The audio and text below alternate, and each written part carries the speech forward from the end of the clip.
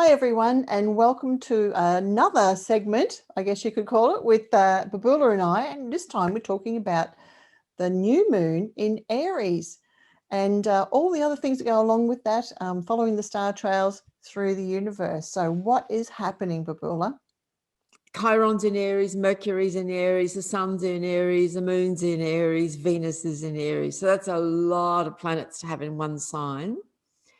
And, Aries is fire. So that's why I've got some fiery goddess paintings around me, and I thought I'd wear red because there is only one color that fits Aries, and it's red. Because it's just a sign of just tremendous energy. And if anyone watching knows any Aries people or is an Aries or has Aries rising or an Aries moon or something, you'll be very familiar with this fiery energy. So when there's a lot of planets here. Yeah, there is a lot going on. Yes. And so tell us.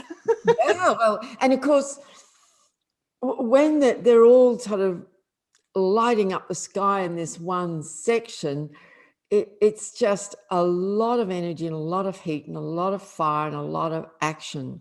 And so Aries is really interesting in that it's symbolically the first sign of the zodiac.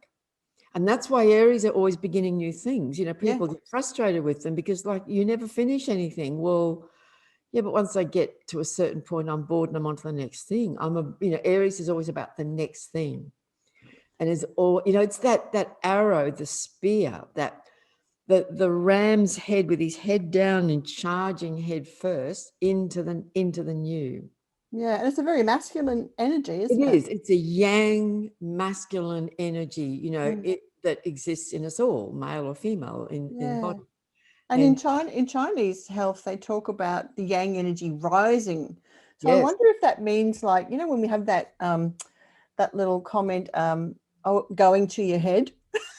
Yes, that's right. Could that relate?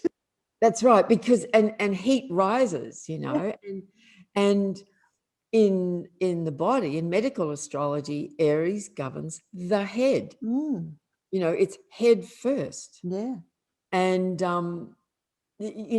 babies who are Aries or with Aries rising, they're very commonly born very fast. I hear this story, I've heard it so many times over the years, that the mother barely makes it to hospital, or she barely gets out the front door and, baby's coming out and, let's go. Yeah. It's let's get on with it. I am not mucking around. I haven't got time to waste.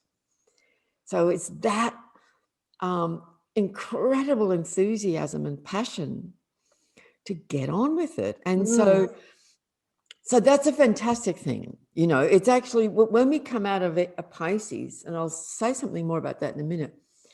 Pisces being the last sign, we're all a bit sort of drained and exhausted. But if we've rested up a bit, hopefully, and released a lot of things, and when Aries energy kicks in, we're ready for the new, and we feel it, when planets move into Aries, we feel this new energy come in and this kind of vitality and this impulse to get on with stuff. And I'm just wondering why you can feel a bit aggressive like I did. You certainly can. Absolutely. Because it is a very feisty sign. I mean, it's ruled by Mars, the god of war.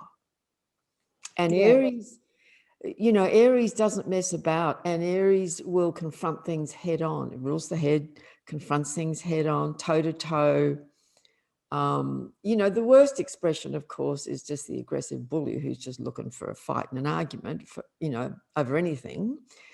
But it does definitely stir up our own aggro and anger and frustration. And sometimes that's a good thing. I'm not suggesting that's always a bad thing. Sometimes we need to get angry and pissed off. Yeah, because it catalyzes us, doesn't it? It does. Yeah. We get really, if we're a bit like, oh, I don't know what to do, and suddenly something kicks in and we suddenly just are really pissed off, we're ready to act. Yes. Well, just as an example of that for people is yesterday I was at the local shopping centre. I went to the bank and I was wearing the mask as we have to. And by the time I got to the bank, I had to take it off. I couldn't breathe properly. I was feeling a bit ill. So I took it off, walked into the bank because I knew I'd be quick. And the greeter as they have now, came up to me and said, "Excuse me, are you carrying a mask?" And I turned around and said, "Yes, I am, but I have to take it off now and then because it makes me unwell." And he just looked at me and walked away.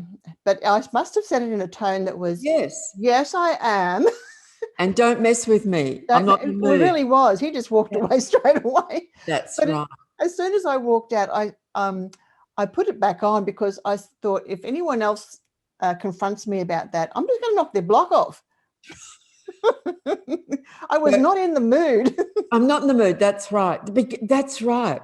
Because it's that need for us to act and to not, like Aries does not suffer fools gladly. You know that phrase? They don't. And I've had many Aries around me in my life. I've got a dose of Aries in me. And I've seen them sometimes, like if everything's all kind of calm and tranquil and peaceful, they'll almost unconsciously, and it's not a nasty thing, it's just they have a need for a bit of feisty argy-bargy. Like I have a wonderful nephew who's just the most delightful man. I keep thinking of him as a young man, but he's not. He's well in his 40s, so he's a man, but he's such a good-natured human being. He's so full of fun. He's got a great big heart. But in his workplace, he takes on the management on behalf of the workers. He steps right up to the line and he's not messing around, and he knows what he's talking about. He knows all the rules and the bylaws and so on and so on. And he's right in there. And it's that Aries warrior, because this is the sign of the warrior. And he doesn't back down, he will stand his ground and just keep coming, not aggressively, because it's not his nature to be aggressive. He's not like that, he's a beautiful soul. But he's in there, and it's that call to step up to roles of leadership, to take the initiative, to recognize that part of us. When the Aries energy comes in, even if we don't have Aries particularly in our birth chart, when there's so many planets in Aries, everyone's feeling it. And it's like life is saying, well, what are you going to do about it? Yes. Here's a situation you're not happy with it, like you, and you just came straight back like, I'm not putting up with that. Yeah. Right. Yes. I can be a bit like that. But I also find that I know a few Aries people, and they're lovely people. One just has to have the radio on in every room. They have to have sound. So it's busy, busy, busy, busy, busy, busy. And the another one is like in your face. Yeah, Lovely that's right. person, Yeah, but that's in your right. face. Yes, that's right. And you think, I've just got to have a break from that energy for a while. Love you to pieces. Yes. Goodbye. That's right. So that's right. So everyone's got a level of tolerance for all that fire. Some people are going to love it and thrive in the company of very fiery people. Others will go, I love it. That's enough now. Yes. Because we're all wired up differently, aren't we? Yeah. Dip in, dip out, and goodbye. Yeah, that's right. So, it is that it's a cardinal sign, and the 4 cardinal signs, Aries, Cancer, Libra, Capricorn, are signs that take the initiative. They have they're often the entrepreneurs. They go, I'm going to do that. And they do it according to the energy of the element. Imagine cardinal fire. Cardinal is action. Yeah. Taking action. And Aries is all about the birthing of the new and taking initiative. And it's fire. So there's it's like for Aries, it's just get out of my way. I'm coming. I'm going. I'm moving. I'm doing this. And if you want to join me, you better run and catch up because I'm off. Yeah, and there are some cultures. I'm just wondering about countries' birth signs too, because some cultures are quite fiery, aren't That's they? exactly right. It can be very fire. Whole country is not everyone, but generally speaking, if you refer to a particular country, it has this quality, and another country has that quality. So Australia is, I think Australia's Capricorn. We're hardworking. All those sorts of things. So yeah, I can think of Italy, perhaps. Well, I often think of Italy as being very Leo, there's so expressive too. Yes. Yeah, they can be very fiery though. Fiery. Passionate. And passionate and loud. Mm. Full of life. Yeah. You know, and colourful. That's right. It's fire. Yeah. Love the verve. It gives, yes, and it gives us courage. You know, that's the thing. Like we live in a world that's very challenging, or it has been for a long, long, long time, but it's particularly challenging now. And what I'm recognizing in myself and in people around me is that we're being confronted with situations almost on a daily level, sometimes just little things, but if we're paying attention and putting our consciousness there, and sometimes there's big issues, it's like we're being called upon to find courage, to face our fear, like, oh God, I can't do that. That frightens me. And yet something in us knows I have to face this. I've had a number of often small situations like that, and I'm having to pull up more courage, be brave, step. And when we do that, I think we grow our energy, our light, our consciousness grows, it expands, we become stronger, we become more confident. You know, we just got to keep facing all those fears, and there's lots of opportunities for that these days. So it's like, it's finding courage, facing their fears to act, to then act, isn't it? That's right. To act, exactly.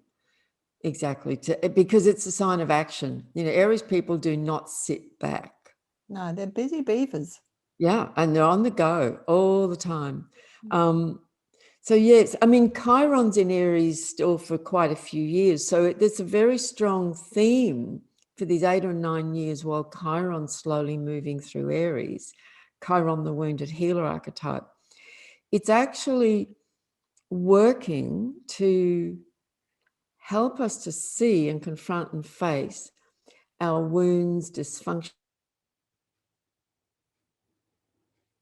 Well, I've lost you.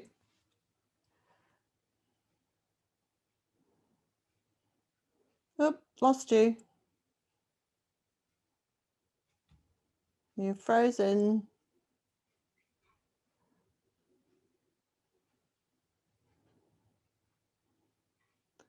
Hello, hello. Oh, you completely dropped out there. Oh, I thought it was you who dropped out. Well, I don't know. We'll just go back and do that again. Okay, that last 30 seconds. Yeah, it's just telling me my internet's unstable, which it's not really, but anyway. So it must have been me, but your picture just completely froze. Did it? Yeah. Well, I've now got the laptop plugged in with the cable. So just because of those issues, to stop it from doing that. Good. Yeah. So you were saying? I was talking about Chiron, wasn't I? Yes. Go back to that. So at the moment we've got Chiron. Yeah. So Chiron in Aries has been here for a couple of years, and it's here for about 8 or 9 years all up. So it's really bringing a tremendous period of opportunity for us all, each and every one of us, to really face issues around fear and courage, being more brave, healing those wounds and traumas around male aggression, male domination, our own anger, our frustration, violence, guns, you know, all of those Aries war, domination, you know, anger, all of those themes. Chiron is bringing so much attention to this. And if we're really endeavoring to heal and be conscious, we just keep working through all of those issues as they arise. And because Chiron's very much about bringing awareness to the wound so the healing can take place. And it's a process. And it's interesting that he's spending so long in Aries. I think collectively that's what's required. You know, we got a lot of healing work to do there.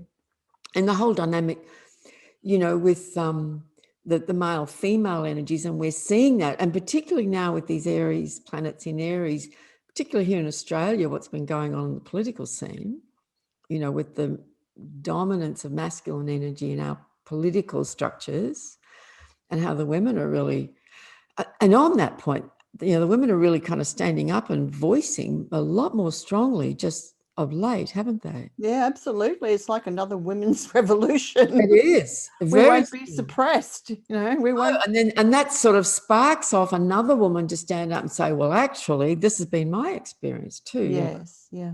So that's where, like Grace, was the name Grace? I can't remember her last name, who did that extraordinary speech. Yeah, I can't remember. So courageous. I mean, I was just in awe listening to her speech. Yeah, yeah. And she's done some more since. So one of the things that's interesting about all these planets in Aries now is that Venus is here.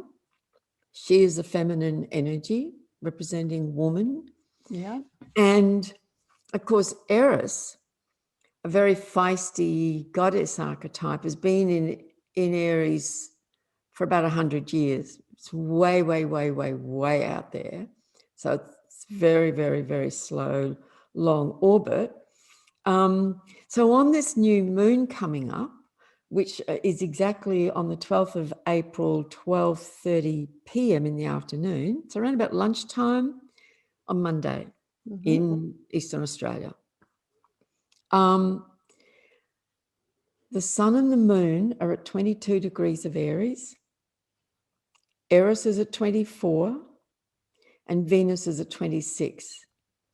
Earlier in Aries, we have Mercury and Chiron. So Mercury is our voice, Yes. speaking, writing. So and Mercury gets very energized and feisty in Aries, and we say what maybe in the past we might have kind of hesitated or not, bam, out it comes. Because Aries doesn't stop and think. It's like there's no internal censoring. It's just immediate.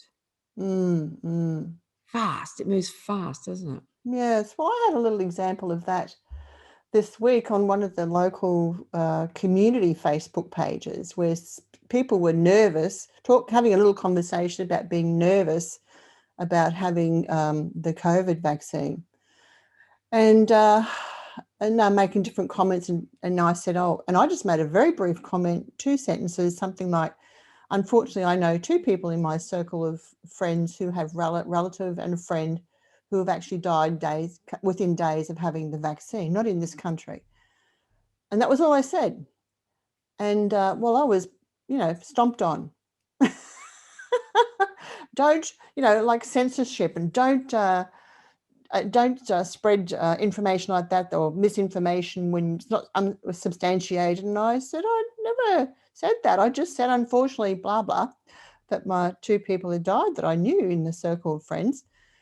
And the person said, stick to the facts. So I came back and gave them the facts. And then the whole thing was just shut down. The pin was pulled on that conversation. The admin censored it, basically. And this issue of censorship, talking about what you're talking about, and social policing and all those sorts of things, it's all tied up with the those planets at the moment, isn't it? Yes, and I've noticed that things are getting quite feisty. I mean, these are at different times, but particularly now, like there's a lot of argy-bargy is one of my favorite Aries words. There's a lot of argy-bargy going on, and people are like just reacting because it's fast and it's fiery. Interesting. Yeah. Yes. Yes. So it depends on that particular, on the group as to how, the mediators will kind of handle that, but that's interesting that just got shut down. Yeah. Yeah. And so there's a lot. What was you said there's Mercury and Chiron. Mercury and Chiron. Yeah. That's right. Yeah, Mercury is very much, about communicating, as you've said, Right. how you expressing yourself, etc. But there's a lot of censorship about that as well going on at the moment, as we've been seeing for months now. For months, that's right. In the media, in various organisations, health organisations, and but just people in general censoring other people too. That's right. Yeah, it's ridiculous. That's right, exactly. Yeah. And one of the outcomes of that, of course, is then that people find other avenues to to express themselves, they might leave that space and go somewhere else, perhaps. They do, yeah. But yeah, it's it's pretty fiery out there. That's for sure. But one of the themes that we were talking about before about the issue of women, you know, this new moon is with Venus. So the issues around the feminine and women are very much to the forefront with this new moon. And remember, the new moon is the beginning of a new 4-week cycle. So the whole 4 weeks ahead, even though the planets will move, has the sort of energetic blueprint or stamp, if you like, of this new moon. So the whole 4 weeks is going to carry the theme. So Venus, the feminine, women. So, and Venus in Aries is often the kind of fiery, feisty, independent leader type of feminine energy. You know, she'd be the goddess with the sword ready sort of thing, you know, the blazing fiery sword. It's that sort of energy. And the fact that Eris, this very troublesome, not troubled, she's not troubled, troublesome and difficult feminine archetype goddess is right here with Venus and the new moon. Well, I can certainly sense a bit of Xena the warrior princess arising. Yes, exactly. Yes. Yes, exactly. Exactly. So there's something around, you know, us getting really clear and brave about how far we dare us. You know, it's like that thing of you post something on Facebook and 2 minutes later you take it off again. Or, you know, I post things to myself and I wait, do I really want to post this? Is this, you know, that's going to get all sorts of reactions or whatever. And sometimes I go, yep, I'm going to post it. But especially if that Aries energy is pushing me, you know, like nudging me, like just do it. Or later on go, yeah, no, I don't think it, and I'll delete it, you know. So we're being confronted with that all the time, those kinds of choices. But Aries is the impulse to just, you know, that T-shirt, the Nike T-shirt, just do it. Yes. When that came out years ago, an Aries friend of mine, she just immediately went out and bought one because she had to have it. Yes. You know, blazoned across her chest. She had to have that phrase, just do it. Yeah. Yeah. Yeah. I have I have a thing where if I hear people whinging about something and they've been whinging far too long, I just think to myself, just either do it or stop whinging. That's you know, right. just get on with it then. If you're not happy, do something about it, you know. That's right. Yeah. That's exactly right. So, I mean, the other thing about all this in terms of our own, you know, world and what's going on in our life is that this new moon is also like an initiation in a way, because, you know, I said last time that when the sun on the 20th of March moved into Aries, that really marks the beginning of the new year, like the true new year, and the equinox. But it's interesting, it's not until the Aries new moon, which in this year happens to be a couple of weeks later, that we're really coming into the new. Because prior to this new moon, on the 12th, we're still completing the previous new moon cycle, which was in Pisces. When that cycle ends, that last year has actually now fully completed.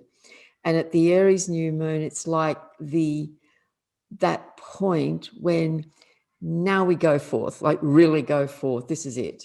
And off we go. So I think it's a really potent new moon of a fresh start, new beginnings, more bravery, courage, asserting ourselves, standing up for ourselves, you know, like this is what I'll put up with and this is what I won't put up with. Yes. You know? I'm not having it, you know, that kind of. Yeah. And like you said, Aries is quite decisive. Very. It's so it's like, okay, this it, boom, let's get on with it like that. So some of the things that have been boiling away or in, you know, like a those I'm trying to think of the word, you know, the mud The mud geezers in yeah, the that's yeah, I just can't think of the word. yes That sort of, you know, go along like this and yes. doing that for a while. But I think we're going to see a lot more explosive interactions in this coming year, this coming month. Yes, I think so too. Mm. I really do. And remember, you know, ages and months ago we talked about Eris. I'll just sort of go touch on that one again. You know, she, because of her actions, because she was denied and ignored, because she was regarded as being too difficult. So no, don't invite her to this fabulous high society wedding because she'll just cause trouble. Yeah. It's like she's about, when we disown our own shadow or we ignore the shadows in the world around us, they're not going to go away. They're actually going to become more of a problem. They become monsters, I think. Absolutely. So she's like, you ignore me and you'll know about it.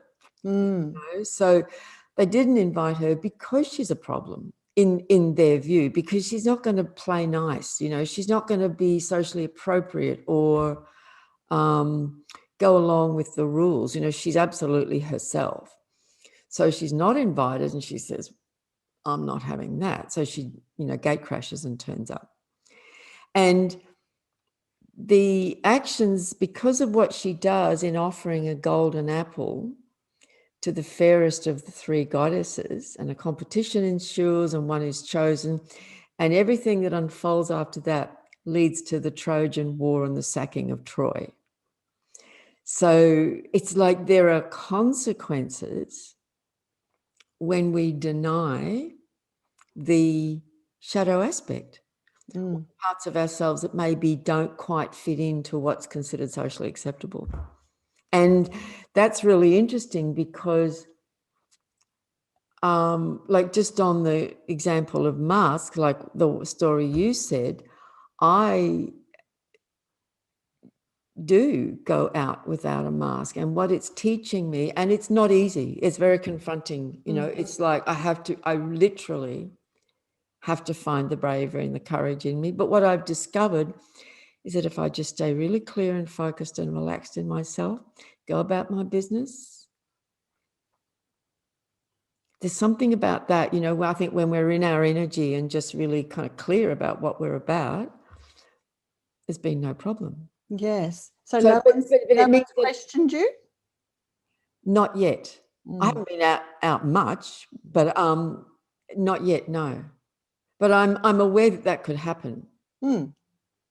So it's, you know, now the old me would never have done that. Yes. See, that's why this is so significant to me. You know, the old me would never have done that. But this to me is just too important. Yes. So this is just an example of what I'm speaking about. You know, whatever those issues are for each and every single one of us, and for other people, it might be, you know, that might be a piece of cake for someone else. Yeah. Or the issues might be completely different, but it can make us stand out and draw attention to ourselves, which you may not want. Not always pleasant, you know. Yeah. So this is, you know, this is kind of what's on the line for us. It's a big thing. Yeah. It's a really big thing. And what do we stand for? And are we going to stand up for that? Or are we going to just go, oh, that's too hard, I can't. Which, you know, when I was really young, that was me. Yes, absolutely. Yeah. So it's important. And Eris is a powerful archetype. And just before we move on from the Aries story, we're just hanging out here a lot because there's a lot going on. There's actually I always like to check the asteroids to see if there's any kind of interesting, strong themes that they're contributing. Well, there are. Medea is right here on the new moon, and she's an ancient, powerful Greek goddess of herbal medicine. She's a medicine woman, which in the old traditional sense, you know, she's a witch, a healing medicine woman witch. And her craft was focused mainly around herbs. So, you know, she's all about woman's herbal knowledge and medicine.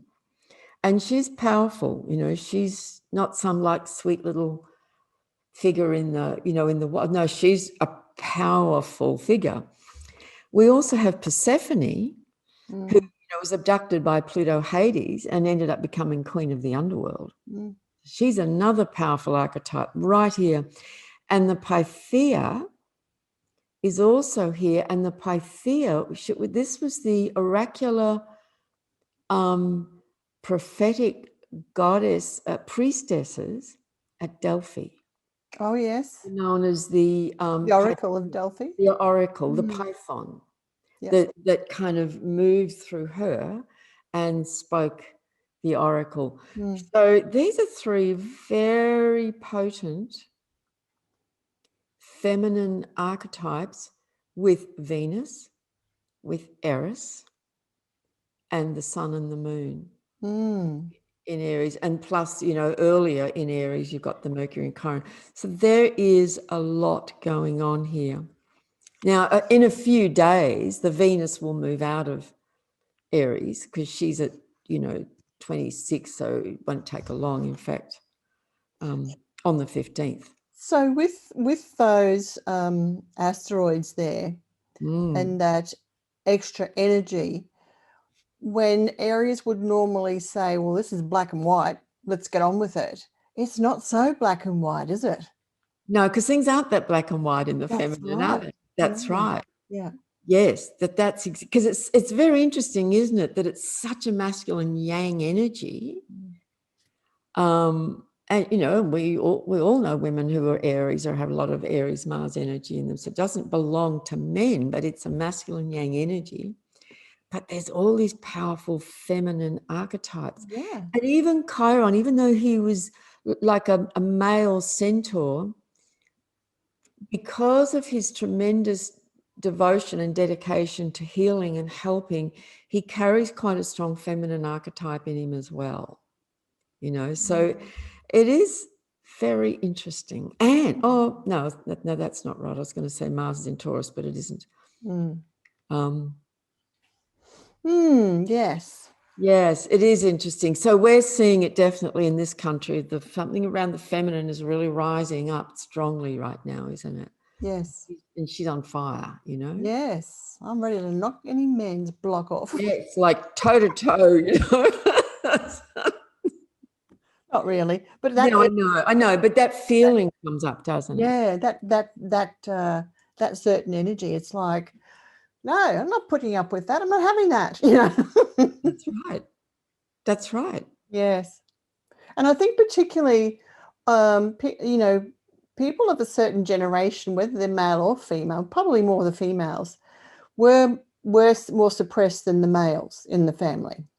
So, you know, it's a matter of, you know, don't mess with us. That's right. And I think the older we get, you know, and the more confidence there is in that, the more potent it becomes, you know. Well, it's more biological too, as well, because our hormones change and we have less. Yeah, we have less estrogen and more testosterone, and it works in reverse for the men. So while we're out there with our swords, the men are sitting around crying in movies, you know. Actually, yeah, there is definitely something biochemical in all of that, isn't there? And it reminds me of that scene in Green Fried Tomatoes where Kathy Bates is in the car park. I don't know whether you remember it. Oh, no, I don't. And she's just reversing to go into the one space she finally found, and this young woman just zips straight into it. Or she's had it up to here, and so she rams this woman car, and she says, "I might be older than you, but I've got insurance." and it's that moment of, you know, had enough. Yes. Time to act. And it's not even a thought, I've had enough, it's time to act. It just happens. Yes. Aries is so immediate, like it's so here and now, right now. In fact, what's his name? Oh God, he died last year. Ram Dass. Oh yes. Who was an Aries and pioneered a whole new kind of spiritual movement in the West, you know, that came out of his, you know, trip to India with his guru to stay with his guru, you know, and he wrote the seminal book called Here Now. Mm. It's so Aries, isn't it? Mm. It's Yes. right now. Yeah. I'm not waiting. It's not back then. It's right now. Yes. Yeah. Yeah. Hmm. Oh, yes. So see, we get quite animated when we talk about it because that's the energy of it, isn't it? It is. Yeah. It's fascinating. Yeah, it is. Yeah. And so what else? What's next? Well, of course, Mars, which is the planet that rules Aries, is still in Gemini. And, there's a lot of fire, which is all going on in it. Well, there's also the South Node in Sag, which has been there all year, Sagittarius. So we've got a lot of fire with all the Aries, and there's quite a lot of air going on. North Node and Mars are in Gemini, and Jupiter and Saturn are in Aquarius. So if somebody's born at a time like this, we all have a balance of elements in our birth chart. Sometimes there's an element missing or very light on, or there's one dominant. Sometimes they're all quite balanced. It says a lot, actually. It's very interesting to look just at that. But right now, there's quite an emphasis on fire and air, and they're both more yang, external, extrovert, outgoing energies, fire and air. Whereas earth and water are more sort of more inward, more reflective, more embodied, feeling and so on, more in the feminine yin dimension. So Mars has been really stirring up our minds, our thinking. And it's interesting, there's something we call a mutual reception. So Mars is in Gemini. Gemini is ruled by Mercury. Mercury is in Aries, and Aries is ruled by Mars. So it's like they've swapped signs. They're in each other's signs. So they're kind of reinforcing each other, actually. Mm. So that's also adding to this tremendous mental busyness, actions, a lot going on. I'm noticing a lot of people are telling me that they're getting lots of phone calls and messages and appointments and texts, and, it just is nonstop at the moment. That's all of this going on. Mm. Okay. So let's kind of go back and see what's coming up. So Venus will leave Aries on the 15th and go into Taurus. So Venus herself will love being in Taurus because she rules or governs the sign of Taurus. So this is her home ground. Mm. And Venus here can completely, meaning we, when Venus is in Taurus, can completely indulge our senses, our sense of pleasure and enjoyment. Venus is a money planet, Taurus is a money sign, so themes around, we might find ourselves kind of being a bit more indulgent, maybe spending more money. Mm. We might think, I need to get my finances organised better. We're having to kind of deal with money matters because the sun, okay, here's a nice sequence. On the 15th, Venus leaves Aries and goes into Taurus. On the 19th, Mercury goes into Taurus. And on the 20th, the sun leaves Aries and goes into Taurus. So by the 20th, we'll only have Chiron, and all Eris is a given, she's there still for years. We'll really only have Chiron left in Aries. The other three will have moved out. And the moon, she changes sign every 2.5 days anyway. So by the 20th, the energy will have changed a lot. And while Aries is like supercharged and fast and fiery, Taurus, it's like the energy, the vibration slows right down. If you watch Taurians, they don't rush. No. Unless Aries rising or something, they move more slowly, but with great purpose. Like Taurus is a sign that's very steady, purposeful. Once they get on the move, stand back because they will just keep going. It's earth. So that's going to be a very noticeable shift that we'll feel. So with Earth, do you think people might be feel the urge to go back to do some more gardening? That's right. Mm-hmm. We're actually we're a bit rushed and busy at the moment, but like I've got out the back here, I'm halfway through repotting lots of plants and it's a complete mess because I'm so busy I'm not getting to it. Yes. But, you know, once this Taurus energy comes in, like it starts to literally take over, and that just energetically becomes more of a priority. You know, we want to ground, we want to connect with nature, we feel it. It's like, I just have to do that now. Yes. Yeah. Yeah. Because I know last year, I think with all that Capricorn energy, everyone bought all the seedlings and you know, started their veggie gardens and all that sort of thing. Remodeled the whole yard. That's right. Yes, I'm just wondering, we wouldn't see such a surge like that. It would be with a different purpose now, would it? Yes. Yes. And see, in Taurus, there's a love of beauty and taking care of the physical space around us, our bodies. It's more grounding, practical. I mean, it's such a pragmatic, practical sign, you know, like we'll be like, okay, you know, now that the whirlwind of Aries is past, now let's get reorganized. You know, I'm feeling like that. It's been so busy. Feel like I've got stuff everywhere, and I only sorted it all out a couple of weeks ago, but feels like things have gotten a bit chaotic again. Yes. So, you know, let's slow down. Let's get it reorganized. Yeah. Yeah. It's also can be very much about finances. It's a great time to like really get sorted, because that's an important part of human life, isn't it? Yes, and lots of eating too, I think. Yes. Lots of food, pleasure, art, painting, nice glass of wine, if that's your thing, you know? Yes. Yeah. Yeah. Yeah. But it's a more grounded, more slow, more steady, but purposeful energy. Yeah. Okay. On the 23rd, there'll be a conjunction of Venus, now in Taurus, with the planet Uranus at 10 degrees of Taurus. So Uranus is in Taurus for 7 years. It's already been there for a couple. So it's just, you know, moving slowly through Taurus, and it's doing a great deal in that sign.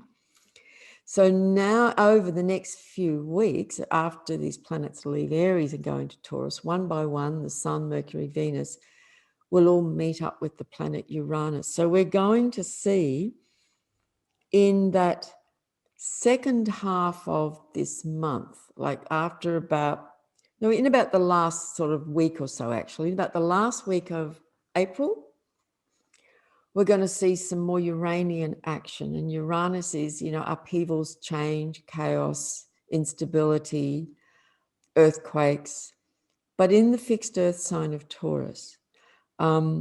Surprises, shocks, things that then have to be dealt with on a practical level, you know, like something happens and you've got to sort of deal with it practically. So I just think that's a really helpful thing to be aware of. In that last week, the Uranus energy is going to get activated quite a bit by those fast-moving inner planets, Sun, Mercury. Yeah. So there could be surprises with around food, around money. Yes. The things that we value, the things that we love. Yeah. Out of the blue stuff. Exactly. Out of the blue, unexpected changes. You know, and it's so always interesting with Uranus. In fact, I'm giving a talk later today all about the planet Uranus. And, you know, when there's Uranus activations, things can happen really suddenly. And over the years, I've collected lots of charts of like quite dramatic cataclysmic world events, including things like earthquakes, you know, those big ones that have big impact, big political shocks and cataclysmic events. It's incredible how often Uranus is involved, and it's literally like exactly is pinpointed by another planet. It's activated or triggered. It might be Uranus is exactly opposite the moon at that moment. Yeah. Or on that day, it's conjunct the sun, or on that day, it's opposite Mars. You know, like, so Uranus is there moving slowly, but a faster planet will come in and just trigger it. Something happens. And suddenly, it's like, oh my God, did you hear? And it's not always a disaster. Please don't get frightened. It's not like it's not always a disastrous thing. It can be an exciting, fantastic surprise as well. Like imagine someone's winning the lottery when Venus conjuncts Uranus in Taurus. Buy a lottery ticket. Why not? And, like there's a surprise, there's a shock. Yeah. It can be all kinds of things, but it's the kind of sudden event that has a big impact that changes things. Things are changed. And it's just because it's time for that to happen. So sometimes, we're ready for change, but we're not really maybe fully embracing it or hesitating. Something like this kicks in and okay, that's it. I've got to do it now. Interesting. Lots going on there. There is. There's a lot of energy. Yes. There is. There's a lot of energy. Yes. A lot of feminine energy. Yeah, and a lot of activity. On the same day that Venus is with Uranus. Now, when I say the day, that's the date. Uranus will be around that Venus for some days. Yeah. But that's the actual, like being precise, that's the date. But on the same day, Mars will leave Gemini. So when Mars is in a sign for 6 weeks, it's bringing a lot of energy to that sign, energy and action and go. Now, is quite happy in Gemini because, Gemini is a pretty dynamic sort of energized kind of sign. Cancer is a very different kettle of fish. Yeah. It's not that it doesn't have energy, but it's water, very feminine. And Mars is very masculine or yang. So Cancer is about home, family, bonding, close, intimate, personal connections and relationships. All our issues around feeling emotionally vulnerable, emotionally safe, comfortable, not comfortable. That kind of, in Cancer, we want to feel cozy, safe and comfortable and with our loved ones and where everything's very familiar and, where you can just relax, take our shoes off, put our slippers on, get the dressing, it's that kind of energy. I do. Yes, we do. After a busy I like to have the fireplace going in winter, sit down in front of it, my dressing gown. Oh, just lovely. Yes. I know, it's that cozy, comfortable, beautiful, and with people that you're very comfortable and at home with or on your own. If that's, if you've got Cancer in the 12th, you might prefer to do that by yourself. But, now when Mars comes into Cancer, that warrior, like the warrior in Gemini says, I've got things to say and I'm going to say them, In Cancer, he goes, oh, okay, now I'm sloshing about in water here. How do I navigate through this? But it's going to bring energy and action and perhaps some conflict, because that's what Mars does, into our personal realm, into the home, into the family. Or it can also be like there's a really positive archetype of Mars in Cancer, and it can be the warrior who will do whatever he has to do to protect home and family. No, you're not crossing that threshold. Yes. Yeah. So it can also be that, but it can really stir up a lot of emotions. We can find ourselves getting really emotional. Mars comes into Cancer. So that's on the 24th that Mars leaves Gemini. So our mental energy will get to sort of take a bit of a break, and we won't be talking so much and talking so fast. Who does that? I don't know. What are you talking about? That's right. And it will go into more the sort of quiet waters of Cancer, but it can stir those waters up. The sea isn't always calm and peaceful. Yes, well, this is what I'm thinking. If you, the idea I'm getting is like a large meteor hitting a water body on the planet. It's going to create a lot of steam. And while that's hot and going, ouch, ouch, it's also really hard to grasp. That's so, right. so maybe some of that conflict might be a bit hard to grasp. Yes, that's right. And so people can be maybe like Mars likes to be direct and to the point. It rules Aries. Mars and Aries like to be direct and to the point. That's not Cancer's style. Cancer is the crab. It's more kind of feeling its way. And Cancer is not a sign that likes confrontation at all. It will withdraw. You know, the crab withdraws into its shell. We retreat into our safe space. I don't feel safe. There's too much conflict. I don't feel safe. I'm going to withdraw. But Mars is in here, and it's going to be calling on us to maybe step out of our comfort zone, out of what feels comfortable, because something might be being threatened. You know, and that thing of not wanting confrontation is very, very, very real in the sign of Cancer. Yes. Yeah.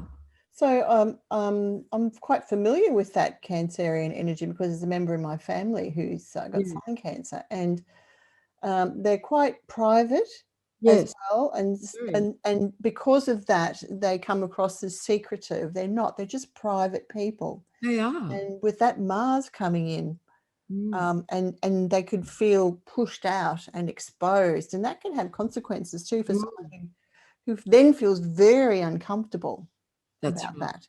Yeah. It's very uncomfortable, that energy for Cancer. It is. And I think one of the themes that this energy will bring for those 5 or 6 weeks while Mars is in Cancer, so that means last week of April and pretty much all through May.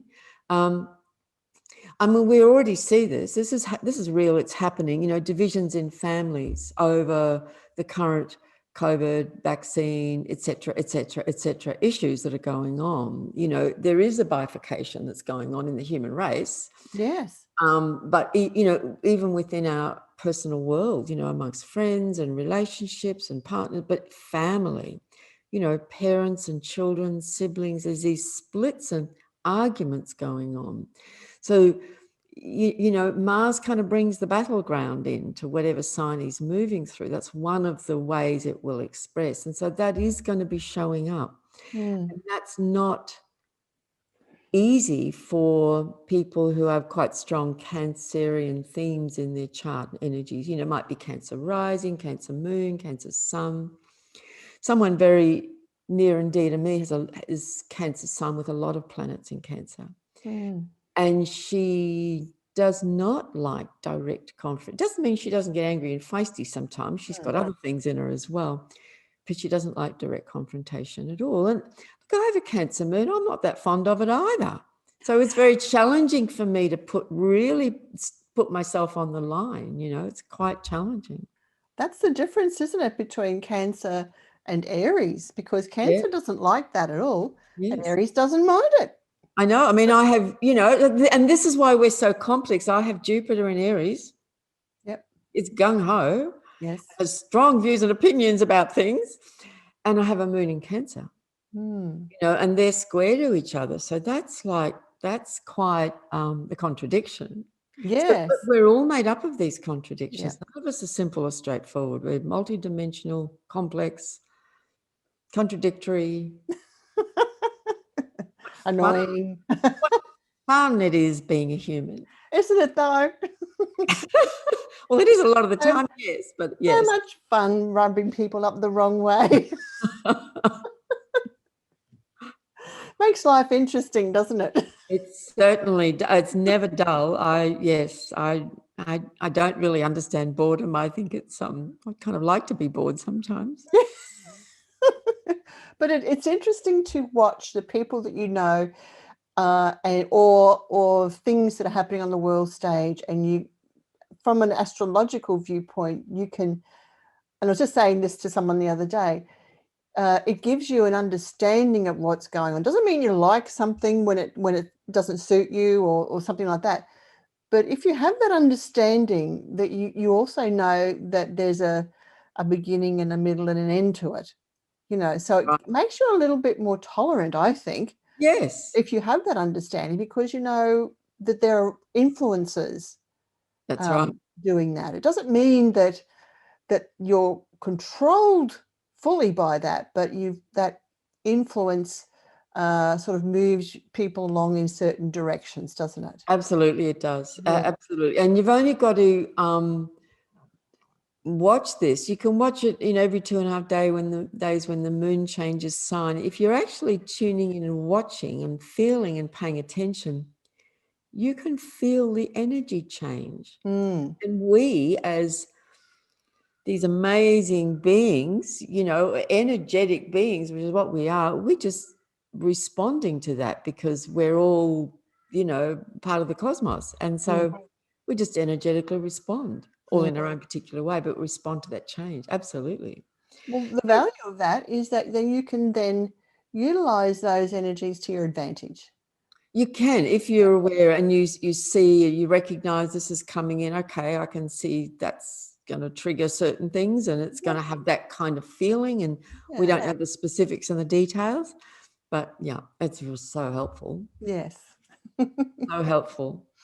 So then all of that then will lead to the next full moon, which is the culmination point of this new moon phase. So this month is important because it is, like, in a way, really the birth of the new year. So this is all about the beginning, the new beginning, and what are we going to birth, initiate, pioneer? How are we going to step up? What do we stand for? That's like come up for me so strongly in the last year, like that question. I think if we keep asking ourselves, what do I stand for? And how far am I willing to go to stand for that? And what does that even mean and look like? And I think it's an ongoing discovery, isn't it? It's like day by day by day by day, as we're constantly challenged by these forces of oppression. What do I stand for? Yes. What do I do with that? Yeah. So then the full moon occurs on the 27th, and that's a very interesting one. We'll have a lot to say about that. And what's that one? Full moon in? Full moon will be in Scorpio. So the sun will be in Taurus. So the moon will be in Taurus. And that's something that happens every year in May. This particular full moon in May is known in the Buddhist world as Wesak. Oh, and yes. Very important and powerful and potent. And a time of initiation. So we'll talk about that next time. We certainly will, because it's sitting right there with Uranus. Wow. So it'd be very interesting. Okay. Well, there you go, everyone. There's another new moon that we've discussed. And thank you once again, Babula, for your insight and your knowledge about what's going on in the world around us. You're very welcome. And what's coming up. It's going to be another interesting month, of course. Yeah, sure. Yes. So we'll be back next time, and we'll see you then. Bye, everyone. Bye.